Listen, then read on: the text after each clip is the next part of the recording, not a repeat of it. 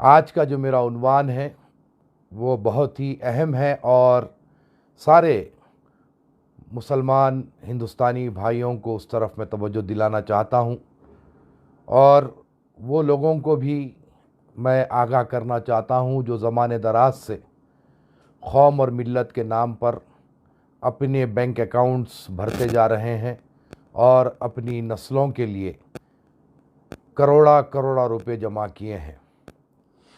मैं किसी पर भी ज़ाती तनक़ीद करना मेरा मकसद नहीं है, लेकिन कौम को मिल्लत को आगाह करना मैं अपनी ज़िम्मेदारी समझा हूँ, समझता रहा हूँ, इंशाअल्लाह आइंदा भी समझूँगा।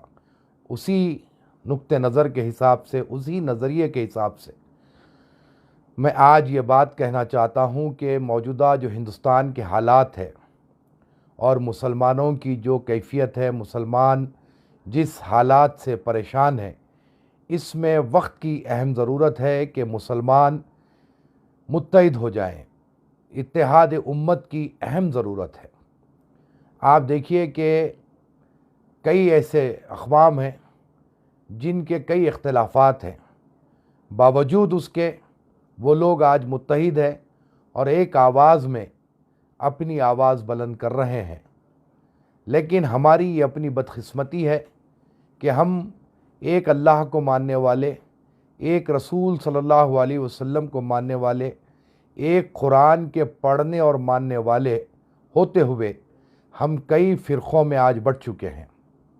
और उसी की वजह है कि आज हम जो मुंतशिर है उसका फ़ायदा अग़ियार उठा रहे हैं।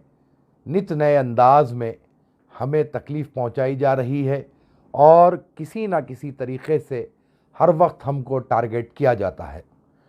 तो ये वक्त की अहम ज़रूरत है कि हिंदुस्तान की सतह पर इत्तेहाद उम्मत हो और सारे लोग अपने मसलकी झगड़े छोड़ते हुए एक डाइस पर जमा हो जाएं।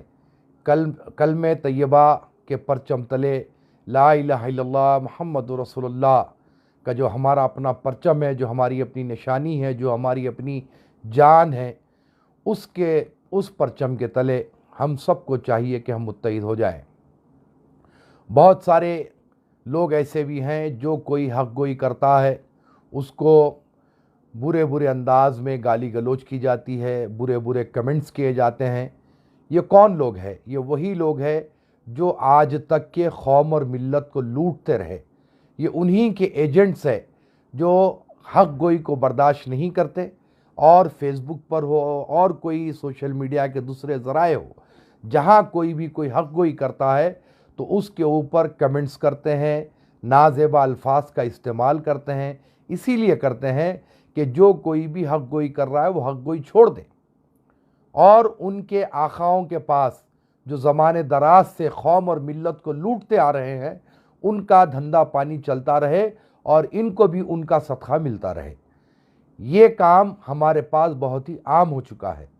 तो मैं अपने तमाम मुसलमान भाइयों से इस बात की गुजारिश करूँगा कि जितने भी ऐसे फितना परवर लोग हैं जो मुसलमानों को बांटने की कोशिश करते हैं, जो मुसलमानों में तफरीक़ा डालने की कोशिश करते हैं, इन लोगों से आप दूर रहें। देखिए, हम हिंदुस्तानी सतह पर इत्तेहाद उम्मत का काम कर रहे हैं और हर मकतब फ़िक्र के आदमी को हम इस मामले में दावत दे रहे हैं। लेकिन कुछ लोग ऐसे रहेंगे जो बरसा बरस से कौम और मिल्लत के नाम पर अपनी दुकानें चलाते हुए अपने बैंक अकाउंट्स को मजबूत किए, अपनी आने वाली 7-10 नस्लों के लिए वो लोगों ने सरमाया जमा किया। आज भी वो लोग चाहते हैं कि इत्तेहाद उम्मत ना हो, क्योंकि इत्तेहाद उम्मत जब होगा तो यकीनी बात है ये तफरीक़ा डालने वालों की दुकानें बंद हो जाएगी। कुछ दिन पहले जब मैं मुस्लिम पर्सनल लॉ बोर्ड के बारे में बोला तो बहुत सारे लोगों के पेट में तकलीफ़ हुई कि मौलाना अली क़ादरी ने मुस्लिम पर्सनल लॉ बोर्ड पर तनक़ीद की। बखुदा मुस्लिम पर्सनल लॉ बोर्ड से मेरी कोई ज़ाती दुश्मनी नहीं है, लेकिन मुसलमाना ने हिंदुस्तान को जो धोखे में रखा गया और जिस तरीक़े से मुसलमान परेशान हुआ, जिस तरीक़े से मुसलमान शिकस्ता हुआ, शर्मसार हुआ, आप जब कोई कम्युनिटी की जिम्मेदारी ले रहे हैं, रहबरी व रहनुमाई की, तो फिर आपकी जिम्मेदारी है कि उसमें भरपूर तौर पर आप अपने खिदमत अंजाम दें और कौम को कॉन्फिडेंस में लेते हुए करें। लेकिन पर्सनल लॉ बोर्ड में ऐसी कोई बात आपको नहीं दिखेगी। बहुत सारी बातें मेरे पास महफूज हैं। और मौलाना अली मियाँ नदवी रहमतुल्लाह अलैह के दौर में भी जो मुस्लिम पर्सनल लॉ बोर्ड में जो गड़बड़ें हुई, और मौलाना राबे नदवी साहब के दौर में भी जो काम हो रहा है, और उनके नाम को आगे रखकर नीचे के लोग जो कुछ भी गड़बड़ कर रहे हैं, वो तमाम चीज़ें मेरे पास महफूज है। लेकिन मैं उन चीज़ों को उजागर इसीलिए नहीं करना चाह रहा हूँ क्योंकि हमारी कौम और मिल्लत में और तफरीक़ा होगा, हमारी कौम और मिल्लत और मुंतशिर होगी। इसीलिए मैं वो तमाम चीज़ों को मंजर आम पर नहीं ला रहा हूँ। बहुत सारी बातें हैं। वो लोग जो मुस्लिम पर्सनल लॉ बोर्ड में काम कर चुके हैं, बरसा बरस मुस्लिम पर्सनल लॉ बोर्ड में थे, उसके बाद जब उन्हें बरतरफ कर दिया गया, उन्हें निकाल दिया गया हक गोई की बिना पर, तो वो लोगों के पास भी बहुत सारी ऐसी क्या जेन्यून वो प्रूफ है कि मुस्लिम पर्सनल लॉ बोर्ड उन तमाम चीज़ों को नहीं नकार सकता। लेकिन वो होने के बावजूद भी मंजर आम पर जो नहीं लाया जा रहा, इसीलिए कि कौम और मिल्लत में और मज़ीद इंतशार ना हो, कौम और मिल्लत और मज़ीद ना बटें, फसाद बर्पा ना हो, उस नीयत के तहत, उस नज़रिए के तहत उन तमाम चीज़ों को मंजर आम पर नहीं लाया जा रहा है। लेकिन इसका मतलब ये नहीं कि पर्सनल लॉ बोर्ड कौम और मिल्लत को अपनी इजारादारी समझते हुए जो चाहे फैसले करे, यह बिल्कुल ही गैर मुमकिन है। अगर आप हकीकी माना में कौम और मिल्लत की खिदमत अंजाम देना चाहते हैं तो हर मकतब फ़िक्र के लोगों को आप जमा करें, कौम को अपने कॉन्फिडेंस में लेते हुए काम करें, और आपकी जो कुछ भी कारकर्दगी है उसको मंजर आम पर लाएं और अपनी कामयाबी सारे हिंदुस्तानी मुसलमानों को बतलाएं। लेकिन ऐसा कुछ भी नहीं हो रहा है। इसीलिए मजबूरन मुस्लिम पर्सनल लॉ बोर्ड पर तनकीद करनी पड़ी और उनकी हक़ायक़ कौम के सामने रखना पड़ा। देखिए, बहुत सारे ऐसे लोग हैं जो कौम और मिल्लत के नाम पर ऐसी बड़ी बड़ी महाड़ियाँ बनाकर बैठे हैं, बड़े बड़े महलात बनाकर बैठे हैं, बड़ी बड़ी गाड़ियाँ हैं, जो भी है, लेकिन कौम कहाँ पर है?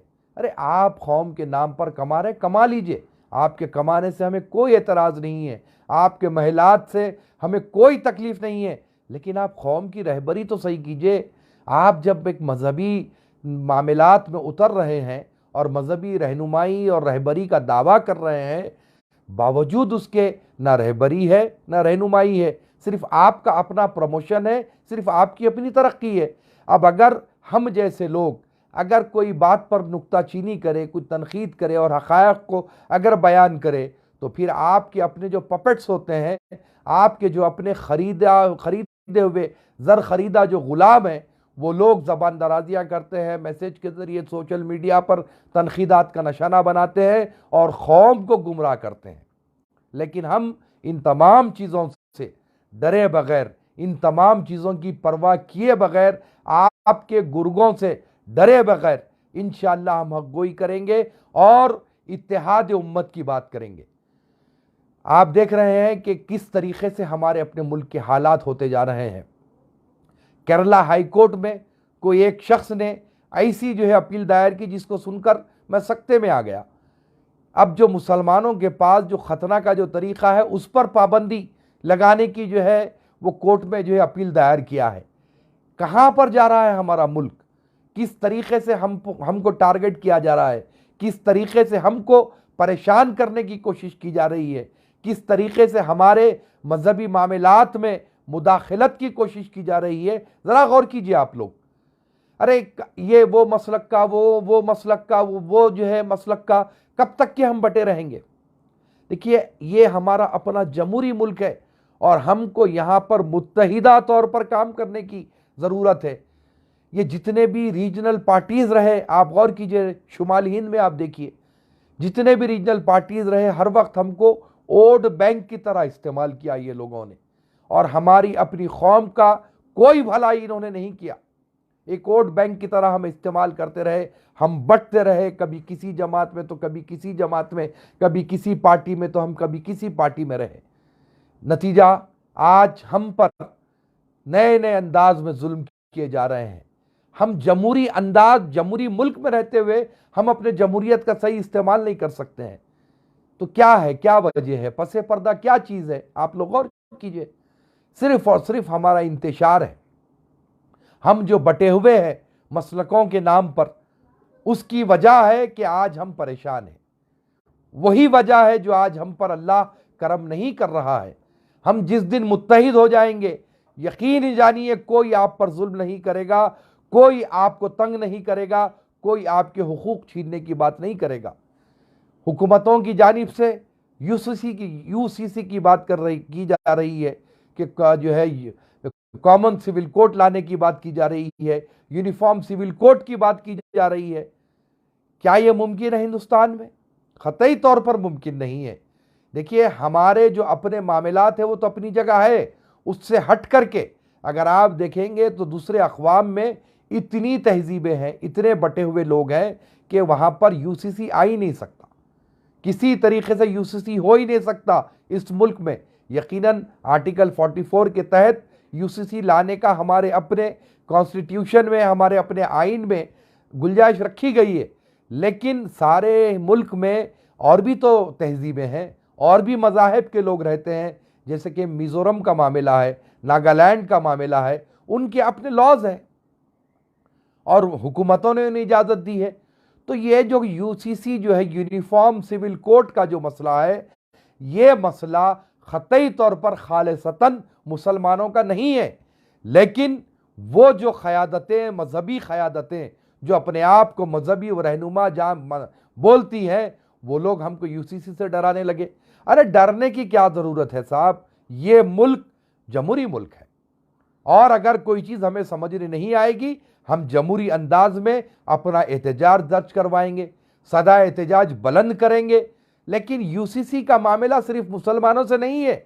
मैं बारहा ये बात इसीलिए कह रहा हूँ कि हमारी कौम को यूसीसी के नाम पर फिर एक बार सड़कों पर लाया जाएगा, हमारी कौम को फिर एक बार एहतजाज की राह पर लाकर खड़ा कर दिया जाएगा, जबकि यूसीसी खालिसतन मुसलमानों का मसला नहीं है, नागास का है, मीज़ोस का है, और जितने दूसरे अक़वाम इस मुल्क में रहते हैं उन तमाम का मसला है, उन तमाम तहजीबों का मसला है जो इस मुल्क में चलती हैं, लेकिन लाकर जोड़ दिया जाता है मुसलमानों से।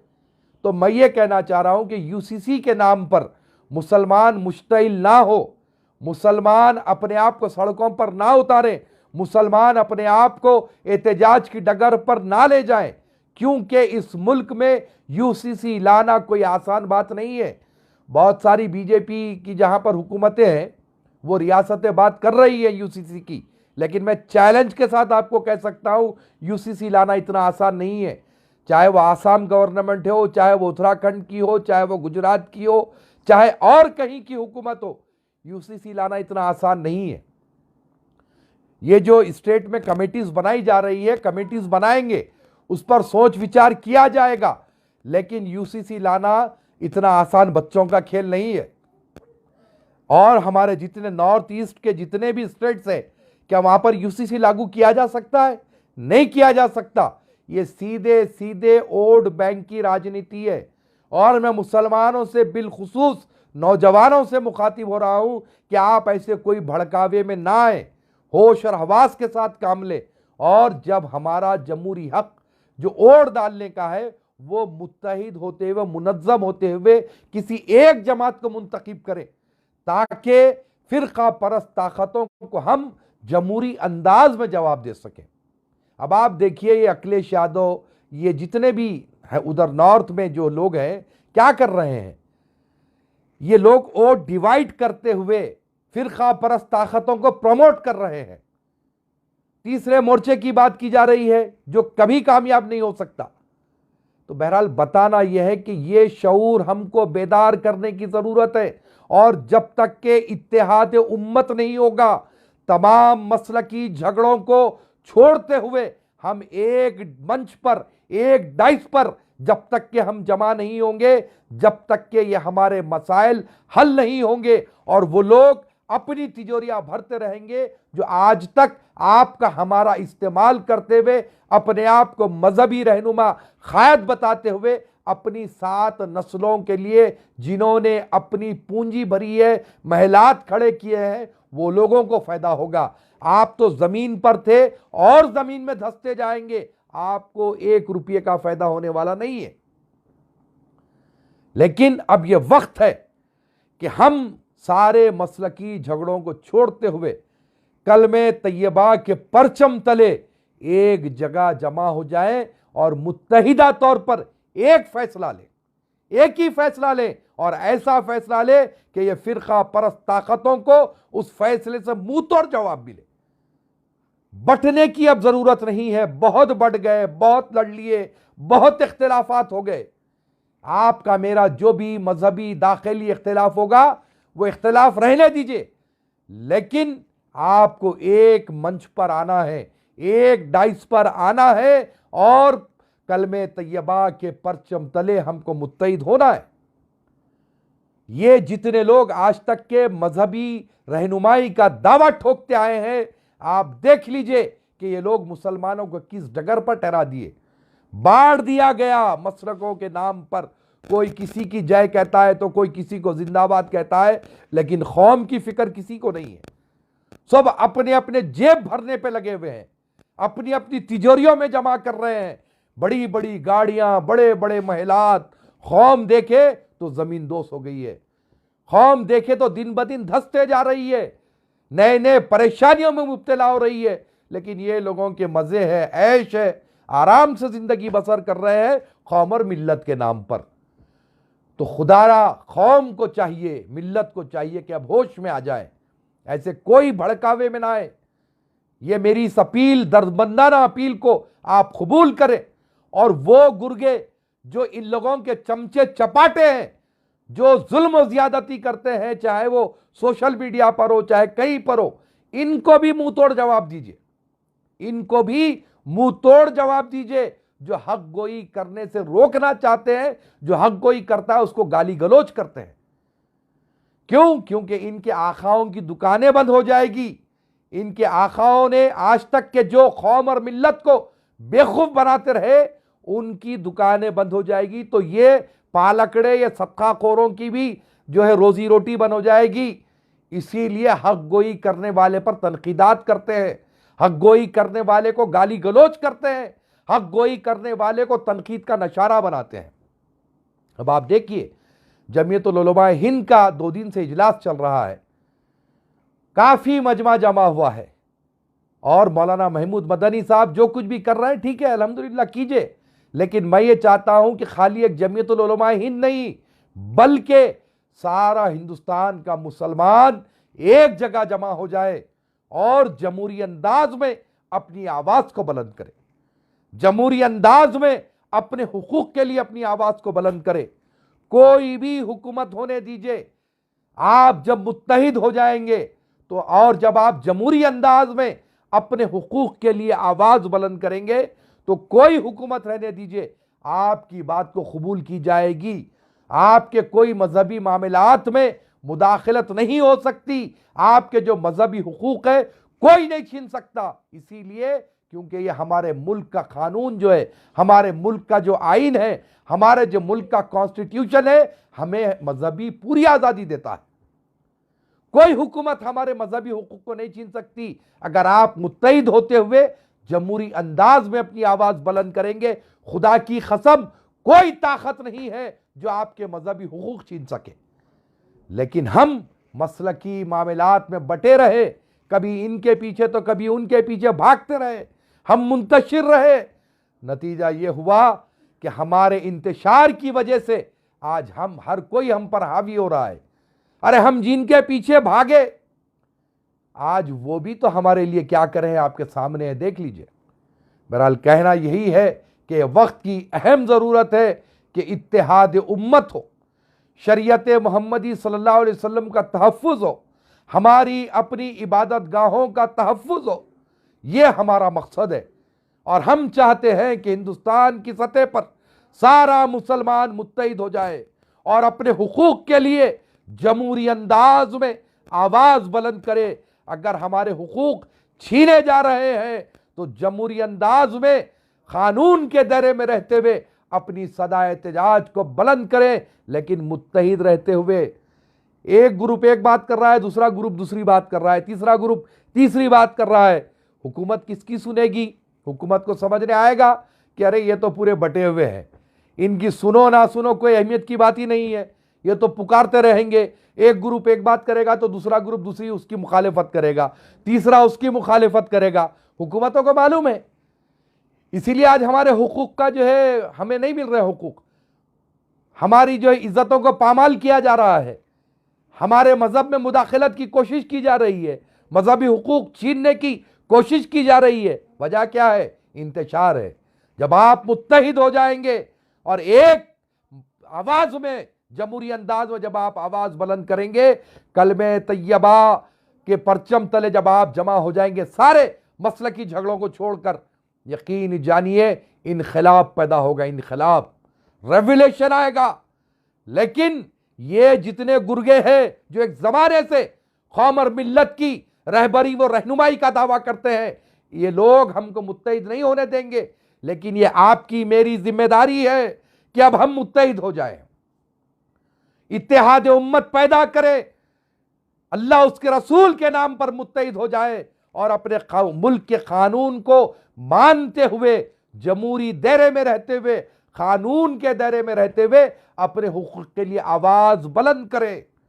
फिर देखिए आप, कोई आपके हुकूक नहीं छीनेगा, कोई आपके मजहब में मुदाखलत नहीं होगी, कोई आपकी मजहबी एक्टिविटीज पर कोई पाबंदी नहीं लगेगी।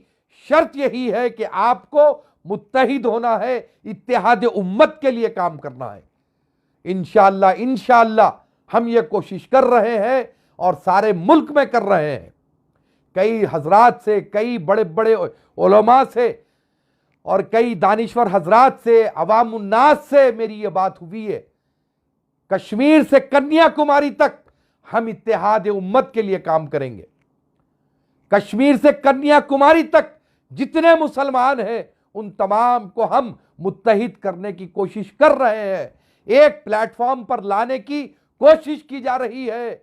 इसमें हर मुसलमान की जिम्मेदारी समझे, अपने नजदीक फर्ज समझे। आप किसी भी मसलक से ताल्लुक रखते हो, आप किसी भी फिरके से ताल्लुक रखते हो, लेकिन आपको चाहिए कि नाम मुसलमान कलमे तैयबा की बुनियाद पर आप मुत्तहिद हो जाइए।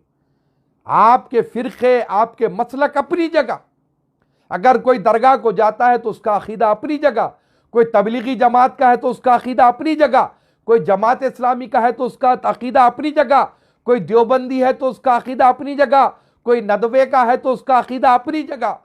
लेकिन कलमा तो एक है, ला इलाहा इल्लल्लाह मुहम्मदुर रसूलुल्लाह। हम ये पढ़ते हैं तो कलमे की बुनियाद पर इत्तेहाद पैदा कीजिए, इत्तेहाद उम्मत पैदा कीजिए।